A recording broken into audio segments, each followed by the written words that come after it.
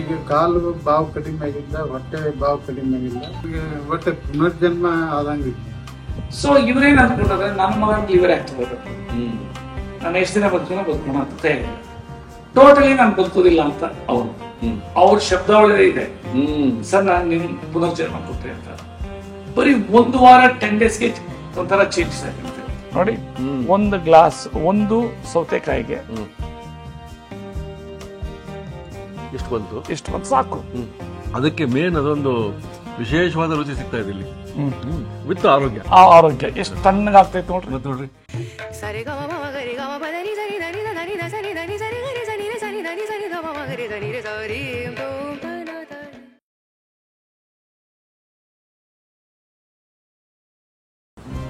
ನಮಸ್ಕಾರ ವಿಶ್ವಪ್ರಭುಗಳಿಗೆ ಮತ್ತೊಂದು ಭಾನುವಾರ ಬಂದ್ಬಿಟ್ಟಿದೀವಿ. ಇವತ್ತು ಸರ್ ಅದ್ಭುತ ಕಥೆ ಒಟ್ಟಿಗೆ ನೀವು ನಮಸ್ಕಾರ. ನೀವು ಹೇಳಿದ ತಕ್ಷಣ ನನಗೆ ಮೈ ರೋಮಾಂಚನ ಆಗ್ಬಿಡ್ತದೆ. ಯಾಕಂದ್ರೆ 77 ವರ್ಷ ವಯಸ್ಸು, ಕರ್ನಾಟಕ ಸಾಹಿತ್ಯ ಪ್ರಶಸ್ತಿಗಳನ್ನು ಪಡೆದ 2 ಸಲ ಪ್ರಶಸ್ತಿ ಅವ್ರಿಗೆ ಕಾಡಬಾರ್ದ ಸಮಸ್ಯೆ ಕಾಡ್ಬಿಟ್ಟಿತ್ತು. ಸೊ ಅದನ್ನ ನೀವೇ ಎಕ್ಸ್ಪ್ಲೇನ್ ಮಾಡಬೇಕು. ಯಾವ ರೀತಿ 30 ದಿನದಲ್ಲಿ ನೀವು ಅವ್ರನ್ನ ಅಲ್ಲಿಂದ ಪಾರ್ ಮಾಡಿಬಿಟ್ರಂತೆ. ಈಗೇನಾದ್ರು ಖುಷಿ ಜನಕ್ಕೆ ರಿಯಲ್ ಆಗಿ ಅರಿವಾಗಿದೆ. ಡಾಕ್ಟರ್ ರಾಜು ಅವರು ಎಲ್ಲಿ ರಿಸರ್ಚ್ ಮಾಡಿ ಇದು ಮಾಡಿದ್ದಾರೆ ಅಂತ ಅರಿವಾಗಿದೆ. ಪಾಪ ಇವತ್ತು 3ರಿಂದ 8 ಗಂಟೆ 9 ಗಂಟೆವರೆಗೂ ವೇಟ್ ಮಾಡ್ತಾರೆ. ಈ ಸಲ ನಾನು ಚೇಂಜ್ ಮಾಡಿಬಿಟ್ಟೆ ಫಾರ್ಮೆಟ್. ಏನು ಒಬ್ಬೊಬ್ಬರಿಗೆ 10 ನಿಮಿಷ 15 ನಿಮಿಷ ಹೇಳಿ ಹೇಳಿ ಹೇಳಿ ಹೇಳಿ ನನಗೆ ಪೂರ್ತಿ ಹೇಳಿಲ್ಲ ಅಂದ್ರೆ ಶಾಂತಿ ಸಿಗಲ್ಲ. ಈಗೇನ್ ಮಾಡಿದ್ರೆ ಎಲ್ಲರಿಗೂ ಕ್ಲಾಸ್ ತಗೊಂಡ್ಬಿಡ್ತೀನಿ ಅರ್ಧ ಗಂಟೆ. ಬೆಳಗ್ಗೆ ಒಂದು ಸೆಷನ್, ಆಫ್ಟರ್ನೂನ್ ಒಂದು ಸೆಷನ್. ಬಂದಿರೋ ಪೇಷಂಟ್ಸ್ಗೆ ಒಂದು 60 ಜನ 50 ಜನ ಬೆಳಿಗ್ಗೆ ಬಂದಿದ್ರೆ ಒಂದೇ ಸಲ ಕ್ಲಾಸ್ ಬೆಸ್ಟ್ ಸರ್, ಬೆಸ್ಟ್ ಎಲ್ಲ ಹೇಳ್ಬಿಡ್ತೀನಿ. ಆಹಾರ ಪದ್ಧತಿ ಹೆಂಗಿರ್ಬೇಕು, ಯಾವ ರೀತಿ ಮೆಡಿಸಿನ್ಸ್ ಬಿಡಬೇಕು, ಯಾವ ಮೆಡಿಸಿನ್ ಡೇ 1 ಬಿಡಬೇಕು, ಮೆಟಿಕ್ಯುಲಸ್ ಆಗಿ ಹೇಳ್ಬಿಡ್ತೀನಿ. ಮ್ಯಾಕ್ಸಿಮಮ್ ಅರ್ಧ ಗಂಟೆದು 3/4 ಗಂಟೆ ಫಿನಿಶ್ ಆಗ್ಬಿಡ್ತೇವೆ.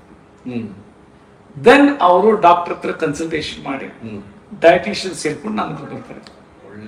ನಾನೇನಿಲ್ಲ 1 ನಿಮಿಷ 2 ನಿಮಿಷ ಮ್ಯಾಕ್ಸಿಮಮ್ 3 ನಿಮಿಷ ಕ್ಲಿಯರ್ ಮಾಡ್ತೀನಿ. ಮೊದಲು 15 ನಿಮಿಷ ಆಗ್ತಿತ್ತು. ಸೊ ಈಗ it's it's a very unique case. Unique ಹೌದು. ಇವರು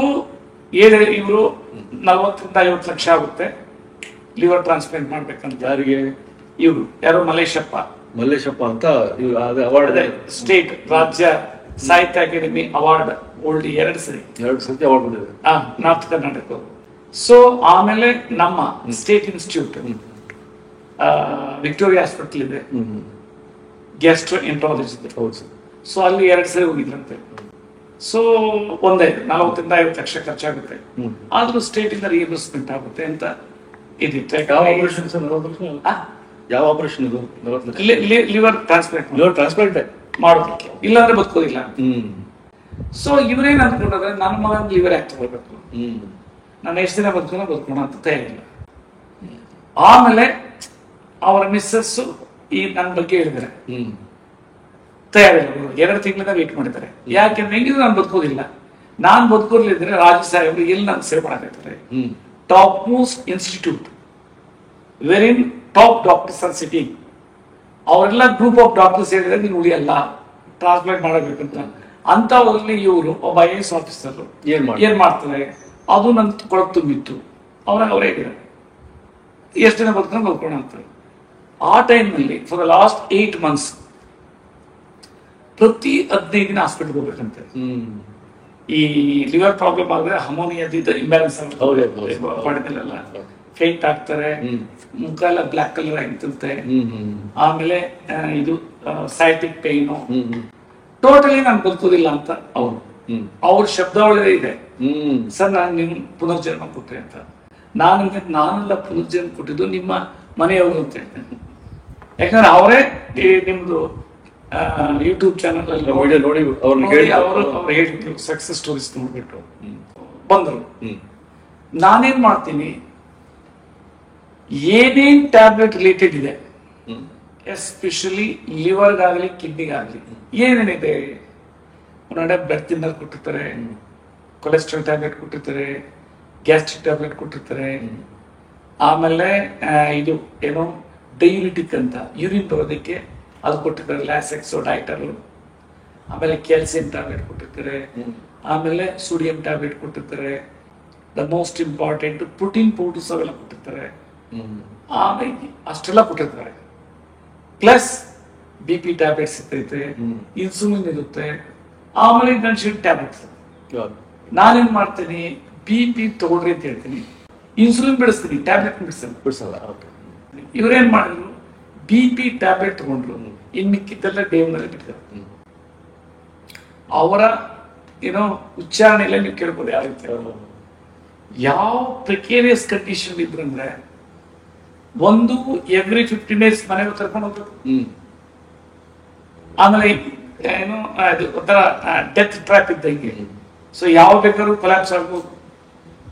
ಸೊ ಆ ಸಿಚುವೇಶನ್ ಇದ್ದವರು ನಮ್ಮ ಟ್ರೀಟ್ಮೆಂಟ್ ಪ್ರೋಟೋಕಾಲ್ ತಗೊಂಡ್ಮೇಲೆ ಬರೀ 1 ವಾರ 10 daysಗೆ ಒಂಥರ ಚೇಂಜಸ್ ಆಗಿರುತ್ತೆ.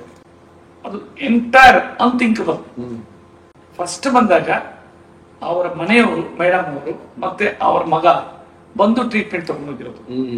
ಈಗ ಚೆನ್ನಾಗಾದ ವ್ಯಕ್ತಿಗಳಿಗೆ ನಾನು ನೋಡ್ಲೇಬೇಕು ಅಂತ all the way from north Karnataka, I think ಇಂಡಿಗಿ, ಅಲ್ಲಿಂದ ಪಾಪ ಬಂದು ನಮ್ ನೋಡ್ಲೇಬೇಕು ಅಂತ ಕ್ಯೂನಲ್ಲಿ ವೆಯ್ಟ್ ಮಾಡಿ, ಮತ್ತೆ ಅದಕ್ಕೆ ಎಲ್ಲಾ ನಮ್ ಟೆಸ್ಟ್ ಮಿನಿಟ್ಸ್ 1 ತಿಂಗಳಿದೆ. ಯಾಕಂದ್ರೆ ವೆಯ್ಟ್ ಮಾಡಕ್ ಯಾರಲ್ಲ, 1 ತಿಂಗಳು ಸರಿಯಾಗಿರ್ತಾರೆ, ನೆಕ್ಸ್ಟ್ ಮಂತ್ ಹಾಗೆ ಮೆಡಿಸಿನ್ ತಗೊಳ್ತಾರೆ, ಎಲ್ಲ ಕ್ಲಿಯರ್ ಮಾಡ್ಕೊಡ್ತಾರೆ, ಇದಾಗ್ತದೆ. ಆ 1 ತಿಂಗಳದ ಹೆಂಗಾಗಿದೆ ಅಂದ್ರೆ ಮಾತಾಡ್ತಾ ನೋಡಿದ್ರೆ ಸಾಹಿತ್ಯ ಅಕಾಡೆಮಿ ಅವಾರ್ಡಿ, ಆಮೇಲೆ ನೋಡ್ತಾ ಭಾಷೆ ಉಚ್ಚಾರಣೆ ನನ್ಗೆ ಖುಷಿ ಆಗುತ್ತೆ. ನಾನು ಕನ್ನಡ ಮೀಡಿಯಂ ಅಲ್ಲಿ IAS. ಸೊ ಆಮೇಲೆ ನಾನು ಹೇಳಿಬಿಟ್ಟೆ ಡೈರೆಕ್ಟ್ ಆಗಿ, ನಾನೊಂದು ಇಂಗ್ಲಿಷ್ ಬುಕ್ ಬರ್ತೀನಿ, rebirth for chronic kidney disease people ಅಂತ. ಅದನ್ನ ನೀವು ಕನ್ನಡದಲ್ಲಿ ಟ್ರಾನ್ಸ್ಲೇಟ್ ಮಾಡ್ಕೊಡ್ಬೇಕು ಚೆನ್ನಾಗಿ ಹೇಳ್ಬಿಟ್ರಿ. ಹೇಳಿದೆ ಅವರಿಗೆ. ಡಾಕ್ಟರ್ BN ಹೆಗ್ಡೆ ಸಾಹೇಬ್ರು ಏನ್ ಹೇಳ್ತಾರೆ, ಅವ್ರು ರಿಯಲ್ ದೇವರು ಅಂತ ಹೇಳ್ತೀವಿ. Yes sir. ಇವ್ರದ್ದು ಫುಡ್ ಏನಿದೆ sir? Chronic kidney disease, diabetes, liver cirrhosis, 3 multiple organs, ಆಮೇಲೆ ಸಯಾಟಿಕ, ಇದೆಲ್ಲ ಇದ್ದಿತ್ತು. ಸೊ ಇದೆಲ್ಲ ಕ್ರಾನಿಕ್ ಕಿಡ್ನಿ, ಇದಕ್ಕೆಲ್ಲಕ್ಕೂ ಒಂದೇ ಆಹಾರ ಪದ್ಧತಿ, ಕಿಡ್ನಿ ಆಹಾರ ಪದ್ಧತಿ ಅಂತ. ಕೆಲವೆಲ್ಲ ಕ್ವಶನ್ ಸರ್, ನನ್ನ ಕಿಡ್ನಿ ಪ್ರಾಬ್ಲಮ್ ಇಲ್ಲ, ಕಿಡ್ನಿ ನೋಡಪ್ಪ, ಕಿಡ್ನಿ ಆಹಾರ ಪದ್ಧತಿ ಹೆಸರು ಅಷ್ಟೇ. ಕಿಡ್ನಿ ಆಹಾರ ಪದ್ಧತಿ ಅಂದ್ರೆ ಮೈಕ್ರೋಸ್ಕೋಪಿಕ್ ಲೆವೆಲ್, ಸೆಲ್ಯುಲರ್ ಲೆವೆಲ್ ಅಲ್ಲಿ ಆರ್ಗನ್ ಡಿಜನರೇಟ್ ಆಯ್ತು ಅಂದ್ರೆ ಅದನ್ನ ರೀಜನರೇಟ್ ಮಾಡಿ ಬ್ಲಡ್ ಸರ್ಕ್ಯುಲೇಷನ್ ಸಿಸ್ಟಮ್ ಮಾಡುತ್ತೆ. ಅದಕ್ಕೆ ಅದನ್ನ ನಾನು ಆಯಿಸಿಟ್ಟೆ, ಪದ್ಧತಿ ಕೊಟ್ಟೆ. ಸೊ ಕೊಟ್ಟ ತಕ್ಷಣ you can't imagine, it's really ಅವ್ರ ಭಾಷೆಯಲ್ಲೇ ಕೇಳೋಣ, ಉತ್ತರ ಕರ್ನಾಟಕ ಭಾಷೆ. ಸೊ ಅದಕ್ಕೆ ಪೂರಕವಾದ ಯಾವ ಅಡಿಗೆಗಳಿದ್ವು ಅದ್ರಲ್ಲಿ ಒಂದು ನೀವು ತೋರಿಸ್ತಿದ್ರಿ ಇವತ್ತು. ಎಸ್, ಯಾವ್ದು ಸರ್? ಸೊ ಏನು ಅಂತಂದ್ರೆ, ಕೆಲವೊಂದ್ರೆ ಅಗಸೆ ಮಜ್ಜಿಗೆ ತಗೊಂಡಾಗ ಹೀಟ್ ಆಯ್ತು ಇಟ್ರೆ ಈ ಕುಕ್ಕುಂಬರ್, ಸೌತೆಕಾಯಿ ಜ್ಯೂಸ್. ಯಾಕಂದ್ರೆ ಸೌತೆಕಾಯಿ ಜ್ಯೂಸ್ ಯಾರು ಕೇಳಿಲ್ಲ, ಬೇರೆ ಬೇರೆ ಜ್ಯೂಸ್ಗಳೆಲ್ಲ ಕೇಳಿದ್ದಾರೆ. ಸೊ ಇದು ದ ಬೆಸ್ಟ್ ವೇ. ಸೌತೆಕಾಯಿದು ಅಥವಾ ಬೂದ್ಗುಂಬಳಕಾಯಿದು ಬಾಡಿ ಇದು ಒಂಥರ ಇದು ಕಡಿಮೆ ಆಗ್ತದೆ. ಸೌತೆಕಾಯಿ ಜ್ಯೂಸ್ ಆ ಹೀಟನ್ನು ಕಡಿಮೆ ಮಾಡುತ್ತೆ. ಕೆಲವರಿಗೆ ಒಂದು 1000ಕ್ಕೆ 10 ಜನ 20 ಜನ ಹೀಟ್ ಆಗ್ಬೋದು. ಅವ್ರು ಇದು ಅಥವಾ ಬೂದ್ಗುಂಬಳಕಾಯಿ ಜ್ಯೂಸ್ ತಗೊಳ್ತಾರೆ. ನೀವು ಮಾಡೋದು ತೋರಿಸ್ತೀನಿ. ಅದ್ ನೋಡೋಣ. ಅದ್ ನೋಡಿದ ನಂತರ ಅವರು ಉತ್ತರ ಕರ್ನಾಟಕ ಭಾಷೆಯ ಸಾಹಿತ್ಯ ಪರಿಷತ್ತು 2 ಸಲ ಪ್ರಶಸ್ತಿ ತಗೊಂಡವರು ಮಲ್ಲೇಶಪ್ಪ, ಅವ್ರದ್ದು ನೋಡ್ಬಿಡಿ. ಏನ್ ಇಷ್ಟ, ಎಷ್ಟು ಖುಷಿ ಆಗ್ತಿದ್ರೆ. ಅವರ ಅಮ್ಮ, ಅವರ ಬಿಸಿನೆಸ್ ಹೇಳ್ತಾರೆ, ಸರ್ ಮುಖ ಎಲ್ಲ ಒಂಥರ ಫ್ರೆಶ್ ಆಗಿದೆ, ಮೊದಲಿಗಿತ್ತು ಕೆಂಪಾಗಿದ್ದಾರೆ. ಅಂದ್ರೆ ಬಾಡಿ ರೀಜನರೇಷನ್ ಹೆಂಗಾಗುತ್ತೆ, ಅದು ಮೋಸ್ಟ್ ಇಂಪಾರ್ಟೆಂಟ್. ನಾವು ಇಲ್ಲಿ ಎಪಿಸೋಡ್ ಮಾಡಕ್ ಬಂದಿದ್ದು ಅದಕ್ಕಂದ್ರೆ, ಒಂದು ಫಸ್ಟ್ 4 ಎಪಿಸೋಡ್ ಮಾಡಿ ನೋಡೋಣ ಇವ್ರು ಎಷ್ಟು ಹೇಳ್ತಾರೆ ತಮ್ಮ ಬಗ್ಗೆ, ಇದು ನಿಜಾನ ಇಲ್ಲ. ಸ್ವಲ್ಪ ನಾವು 4 ಎಪಿಸೋಡ್ ಮಾಡಕ್ ಬಂದ್ವಿ, ಇವತ್ತು 400 ಎಪಿಸೋಡ್ ಲೆವೆಲ್ಗೆ ಹೊಂಟಿದೆ. ಅಲ್ಟಿಮೇಟ್ಲಿ ಜನಕ್ಕೆ ಒಳ್ಳೇದಾಗುತ್ತೆ. ಸೊ ಅಂತದೇ ಇವತ್ತು ಒಂದು ಫುಡ್ ಅದನ್ನ ನೋಡ್ಬಿಡೋಣ, ಆಮೇಲೆ ಮಲ್ಲೇಶ್ವರ್ಗೂ ನೋಡೋಣ. ಸರ್, ಲಿವರ್ ಸಿರೋಸಿಸ್ ಕುಕುಂಬರ್ದು ಅದ್ಭುತವಾದ ಒಂದು ಶರಬತ್ ಇದು. ಎಸ್, ಹೆಂಗ್ ಶುರು ಮಾಡೋದು ಸರ್? ನೋಡಿ, ಫಸ್ಟ್ ಆಫ್ ಆಲ್ ನಮ್ಮಲ್ಲಿ ಕೊಳಕು ಮೈಂಡ್ ಇರುತ್ತೆ. ಸೊ ಇವೆಲ್ಲದನ್ನ ತಗೊಳ್ಬಾರ್ದು. ಲೀಚಿಂಗ್ ಅಂದ್ರೆ ಬೇಯಿಸ್ಬಿಟ್ಟು ನೀರು ತೆಗಿಬೇಕು. ಸೊ ಇದೆಲ್ಲ ಇದೆ, ಅಫ್ಕೋರ್ಸ್ ಅದು ಇದೆ. ಬಟ್ ಜ್ಯೂಸಸ್ಗೆ ನಾವು ರಾತ್ರಿ ನೀರಲ್ಲಿ ಇಟ್ಬಿಟ್ಟು ಬೆಳಗ್ಗೆ ಇದನ್ನ ಬಾಯ್ಲ್ಡ್ ವಾಟರ್ನಲ್ಲಿ ಡಿಪ್ ಮಾಡಿ ಎತ್ತಿ ಮತ್ತೆ ಬಟ್ಟೆಯಲ್ಲಿ ತೊಳೆದು ಫ್ರಿಜ್ಜಲ್ಲಿ ಇಟ್ಕೊಂಡು ಮತ್ತೆ ಯಾವ ಬೇಕಾದ್ರೂ ಯೂಸ್ ಮಾಡ್ಬೋದು, ಸ್ಕಿನ್ ಔಟ್ ಮಾಡಿಬಿಟ್ಟು. ಇವಾಗ ಇದು ಕುಕ್ಕುಂಬರ್ ಜ್ಯೂಸ್ದು ಏನು ಉಪಯೋಗ, it's again it will act like A detoxification agent. ಮತ್ತು ಬ್ಲಡ್ ಥಿನ್ನರ್ ಆಗು ಕೆಲಸ ಮಾಡುತ್ತೆ, ಕೊಲೆಸ್ಟ್ರಾಲ್ ಇದರಲ್ಲೂ ಕೆಲಸ ಮಾಡುತ್ತೆ, ಬಟ್ ಎಂಟೈರ್ ಶರೀರನ ಸ್ವಚ್ಛ ಮಾಡೋದು ಮತ್ತು ನರಿಶ್ಮೆಂಟ್ ಮಾಡ್ತೈತೆ. ನೋಡಿ ಇದಕ್ಕೆ ಬ್ಯೂಟಿಫುಲ್ ಆಗಿ ಮಿಂಟ್ ಇದೆ, ಪುದೀನ ಸೊಪ್ಪು, ಇದು ಒಂದು ಕಾಯಿ ತಗೊಂಡಿದ್ದೀನಿ, ಒಂದು ಗ್ಲಾಸ್ಗೆ ಒಂದು ಗ್ಲಾಸ್ ಆಗುತ್ತೆ ಇದು. ಒಂದು ಸೌತೆಕಾಯಿ ತಗೊಂಡಿದ್ದೀನಿ, ಒಂದು 8-10 ಎಲೆ ತಗೊಳ್ಬೇಕು, ಪುದೀನ, ಲೆಮನ್ ಲೆಮನ್ ಒಂದು ಅರ್ಧ ಆದ್ರೂ ಯೂಸ್ ಮಾಡ್ಬೋದು, ಒಂದಾದ್ರೂ ಯೂಸ್ ಮಾಡ್ಬೋದು, ಮತ್ತೆ ಉಪ್ಪು. Yes sir. ಸೊ ಇದು ಕಿಡ್ನಿ ಪೇಷಂಟ್ಸ್ನು ಮತ್ತು ಲಿವರ್ ಸಿರೋಸಿಸ್ ಪೇಷಂಟ್ಸ್ ಕ್ಲಿಯರ್ ಆಗಿರಬೇಕು. ಸಾಲ್ಟ್ನ 1 ಗ್ರಾಮ್ಗೆ ಸೀಮಿತ ಇರಬೇಕು ಇಡೀ ಆಹಾರಕ್ಕೆ. ಒಂದು ಚಿಟ್ಕ ತಗೊಳ್ಬೇಕು, ಇಲ್ಲ ಇಲ್ದೇನೆ ತಗೊಳ್ಬೋದು. ಓಕೆ. ಸೊ ಈಗ ಯಾವ ರೀತಿ ಮಾಡೋದು ಅಂತ ಹೇಳ್ತೀನಿ. ಇದನ್ನ ಸ್ಕಿನ್ ಔಟ್ ಮಾಡಬೇಕು. ಇದನ್ನ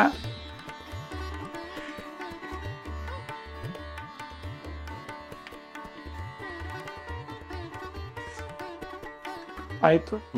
ಸೊ ಈಗ ಫಸ್ಟ್ ಮಿಂಟ್ ಇದೆ, ಮಿಂಟಿದ ಒಂದು 8-10 ಎಲೆ ಫಸ್ಟ್ ಒಳಗೆ ಹಾಕೊಂಡ್ಬಿಡ್ಬೇಕು. ಎಲೆ ಹಾಕೊಂಡ್ರೆ ಎಲ್ಲ ಹಾಕೊಂಡ್ರೆ ಸೊ ನಮ್ಮ ನಾಟಕರ್ ಅವರು ಮಾಡ್ತಾರೆ.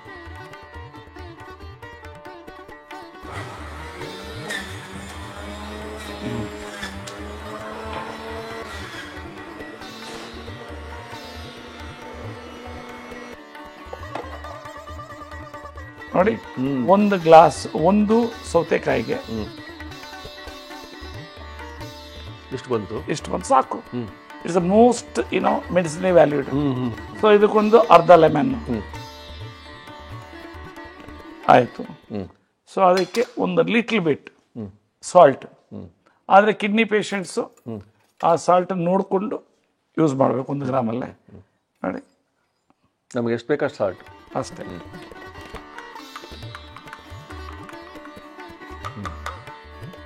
ನೋಡಿ ಎಷ್ಟು ಚೆನ್ನಾಗಿದೆ.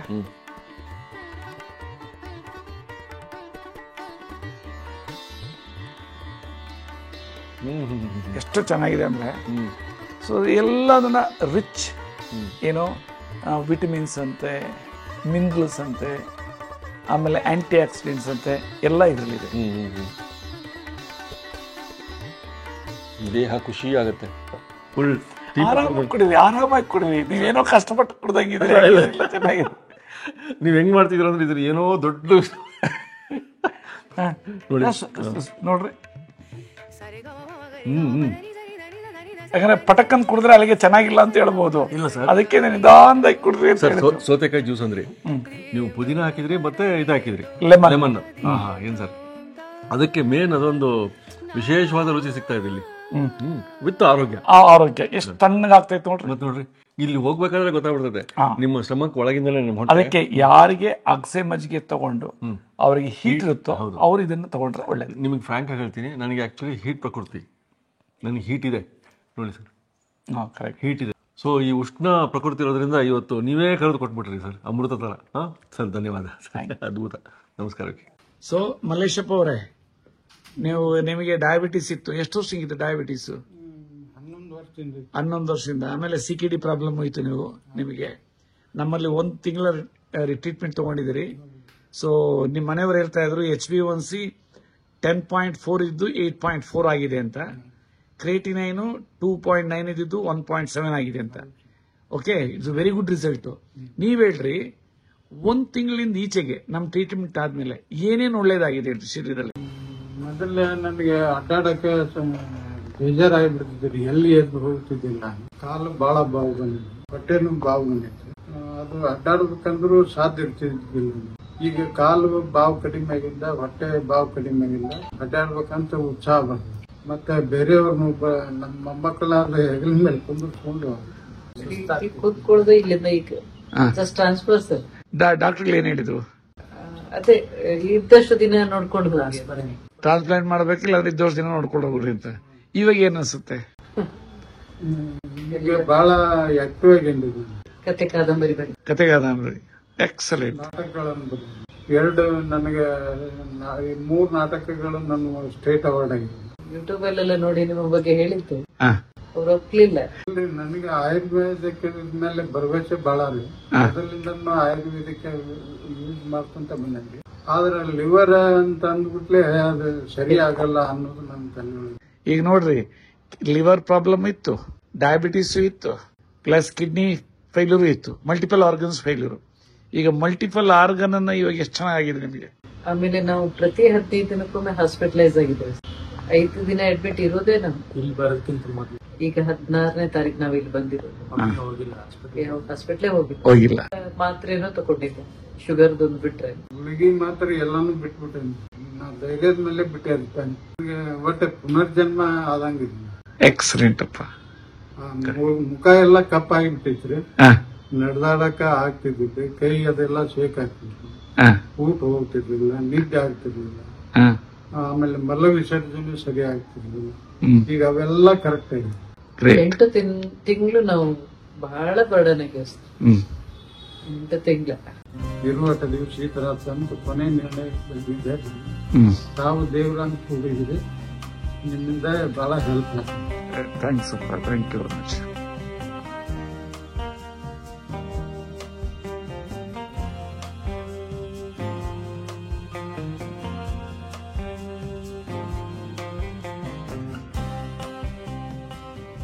ಇನ್ನೂ ಅನೇಕ ಸ್ವಾದಿಷ್ಟ ರೆಸಿಪಿಗಳಿಗಾಗಿ ಸಬ್ಸ್ಕ್ರೈಬ್ ಮಾಡುವುದನ್ನು ಮರೆಯಬೇಡಿ.